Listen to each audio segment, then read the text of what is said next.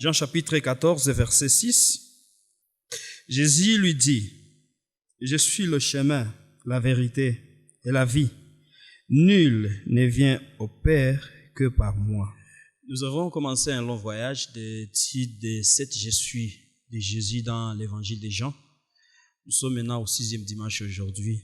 Et aujourd'hui, nous abordons un autre thème purement différent de cela. C'est que là où maintenant il dit « Je suis le chemin, la vérité et la vie ».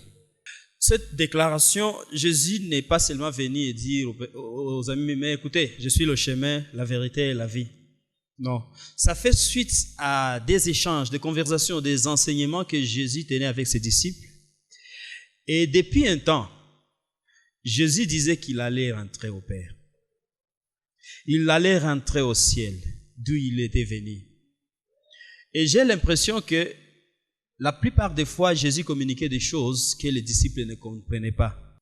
Et ici, quelqu'un brise le silence, c'est Thomas. Il lui dit, bon, depuis un temps, vous êtes en train de nous dire, vous allez vous en aller, vous allez au Père, mais si nous pouvons vous suivre, dites-nous quand même quel est le chemin à entreprendre. Et Jésus qui dit, mais pendant tout ce temps, est-ce que vous pouvez poser ce genre de questions? Vous voulez aller au Père? Suivez-moi. Je suis le chemin. Je suis la vérité. Je suis la vie. C'est-à-dire, aucun humain ne peut accéder à Dieu s'il ne passe par moi. C'est-à-dire, l'unique voie pour l'humanité d'accéder à Dieu, c'est une personne. Et cette personne, c'est Jésus.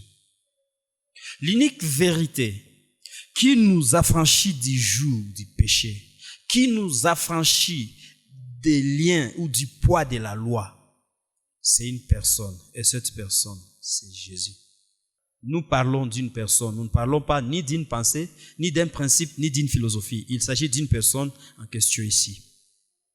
Vous verrez que l'objectif de ce passage, c'est de nous montrer qui est Jésus, premièrement. Deuxièmement, pourquoi il est venu. Et enfin, comment est-ce que nous répondons à son appel ou à son message. Par exemple, quand il dit « Je suis le chemin, la vérité et la vie, suis-moi », quelle est notre réponse? Ça me rappelle un peu une récitation qu'on a étudiée, je ne sais pas si vous êtes des montants, les deux chemins. Je peux vous rafraîchir la mémoire. Il dit, c'était une récitation d'Octave Aubert. Il dit, un enfant au bout d'une route trouva tout à coup deux chemins. Il s'arrêta rempli de doutes, roula son chapeau dans ses mains. Fallait-il prendre à gauche, à droite, ou bien rester là jusqu'au soir? Sur un arbre, une planche étroite portait un avis peint en noir. Mais l'enfant ne savait pas lire. Il eut beau se gratter le nez. La planchette ne put lui dire, c'est par ici, petit, venez. Par bonheur, un paysan vint et le tira d'embarras et lui dit, suis mon âme et jamais tu ne te perdras. Le jeune enfant baissa la tête et contre lui-même il boudait d'être conduit par une bête et d'être plus haut qu'un baudet. Si tu veux connaître la route, mon petit, quand tu seras grand, instruis-toi bien, car il a coûte de passer un ignorant. Vous savez, lorsque nous avons décidé de nous rebeller contre Dieu en Éden, il y a une chose désastreuse qui s'est passée. La communion entre nous et Dieu a été rompue, brisée. Le chemin, la voie qui pouvait nous permettre à chaque fois de contacter Dieu a été brisée. Il y a un ténèbre qui nous a enveloppés. Et l'instruction nous a manqué. La sagesse divine nous a manqué. Alors chaque décision que nous prenons souvent, elle est de nature à nous mener vers la perdition. Et quand vous transposez cette scène avec les disciples, c'est comme s'ils sont devant des chemins. Mais ils ne savent pas où aller parce qu'ils n'ont pas cette révélation, cette instruction. et ont le courage de poser la question, contrairement aux petits qui ne veulent pas se laisser conduire par un âne. Ils posent la question, montre-nous les chemins. Et ils ont la chance d'avoir celui qui s'appelle les chemins en leur présence. Et la question que je peux nous poser aujourd'hui, parce que c'est souvent difficile de concilier notre vie avec la réalité spirituelle qui traverse l'humanité. Est-ce que nous avons besoin de connaître un chemin quelconque ou le chemin? Venez avec moi dans Genèse chapitre 3. Quand je découvre la profondeur et la sagesse qu'incarne Dieu, je reste sans mots.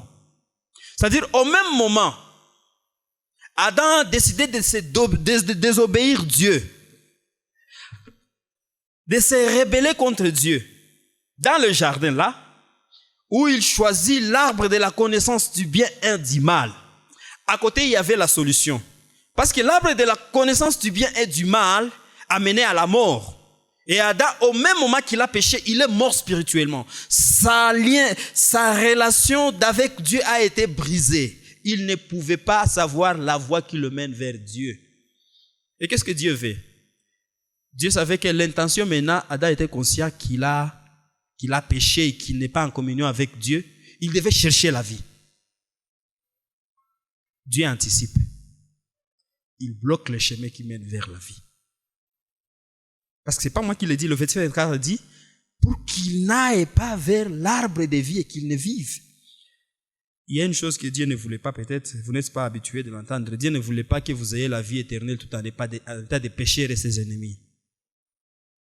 Alors, qu'est-ce que Dieu a fait? Cet arbre-là, nous allons y revenir, j'ouvre cette parenthèse et je la ferme immédiatement. Cet arbre-là que Dieu a gardé par le truchement des chérubins avec des épées flamboyantes, plus tard, lorsque les temps ont été décidés, c'est ce que Timothée dit, lorsque le temps ont été décidés, plus tard, Dieu l'a implanté sur les mots Golgotha.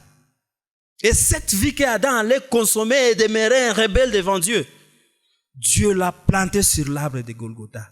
Afin que la vie que nous pouvions obtenir en Dieu ne résulte plus de notre décision, de notre effort, mais que ce soit l'œuvre de Dieu. L'humanité a besoin de connaître le chemin qui mène vers Dieu. La bonne nouvelle est que ce chemin, c'est une personne. Et cette personne, c'est Christ.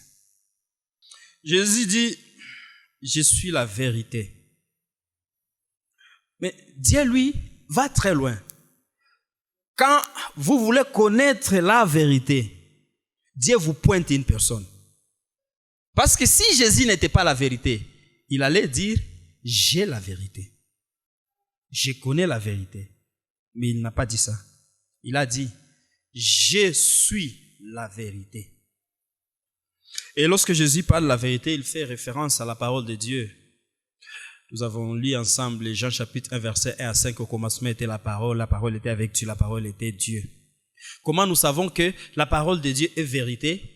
Parce que dans Nombre chapitre 23, verset 19 à 20, la Bible est claire là-dessus. Il dit, Dieu n'est pas un homme pour mentir, et il n'est pas un fils de l'homme pour se contredire, ou pour se dédire, ou pour revenir sur ce qu'il a dit.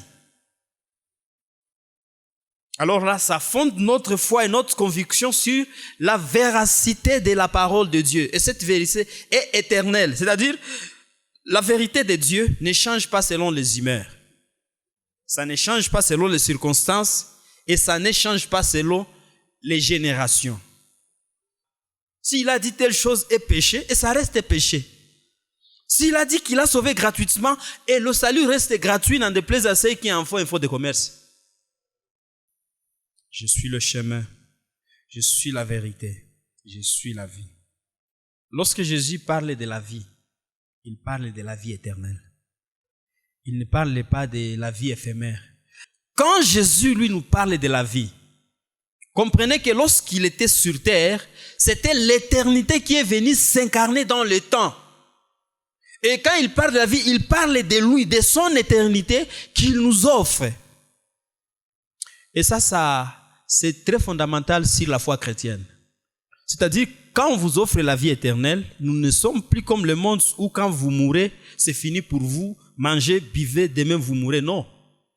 Vous avez lu Rick Warren, Une vie motivée par l'essentiel, certainement, la plupart d'entre nous d'ailleurs. Il réfère à un auteur. Cet auteur, c'était un évangéliste qui a vécu toute une vie consacrée à évangéliser, à vivre pour Dieu. Et le jour de sa mort, il a laissé dans son testament, il a demandé que sur sa pierre tombale, qu'on écrive ces mots. J'attends le son de la trompette. C'était lui, il est convaincu, pertinemment convaincu que, étant là-bas, il dort. C'est même Jésus qui est la résurrection, il le ressuscitera un jour. Ceux qui ont mis leur foi en Dieu, parce que Jésus est la vie éternelle, un jour, si vous êtes vivant et que le son de la trompette de Dieu retentit, vous serez transformés. Et si vous serez déjà endormi, parce que Jésus c'est l'anastasie, l'anastasis, la résurrection, il vous ressuscitera. Et le frère le bien-aimé dans le Seigneur, lui a compris ça avec une telle conviction qu'il dit que quand je mourrai, écrivez sur ma tombe, j'attends le son de la trompette. Pourquoi il a cette conviction? Parce que c'est lui qui a dit qu'il est la vie éternelle. Ce n'est pas un homme pour mentir. Ce n'est pas un fils de l'homme pour se repentir. Quand Jésus parle de la vie éternelle, il s'agit d'un Dieu vivant qui s'est fait homme pour aménager aux hommes une place dans sa divinité. Mais quel type des hommes? Les hommes qui ont foi en ce qu'il a fait sur la croix. Parce que lorsqu'on a construit maintenant l'église au temps de Salomon, une chose, l'arche de l'alliance de Dieu est dans les milieux très saints, mais il y avait le voile. Pazir, là-bas. Ce Jésus qui s'appelle le chemin, il savait la signification de ces choses. Tu ne pouvais pas entrer dans les lieux très saints en traversant le voile si tu n'es pas souverain sacrificateur. Tu mourrais sur place. Mais le chemin est en train d'être crucifié sur la croix. Tremblement de terre, le voile se déchire. Ça se déchire. Et quand ça se déchire, l'homme là qui est en train d'accomplir la mission céleste, il s'écrit, tout est accompli. C'est-à-dire, non seulement j'ai payé la dette, mais aussi vous avez l'accès libre d'aller vers Dieu.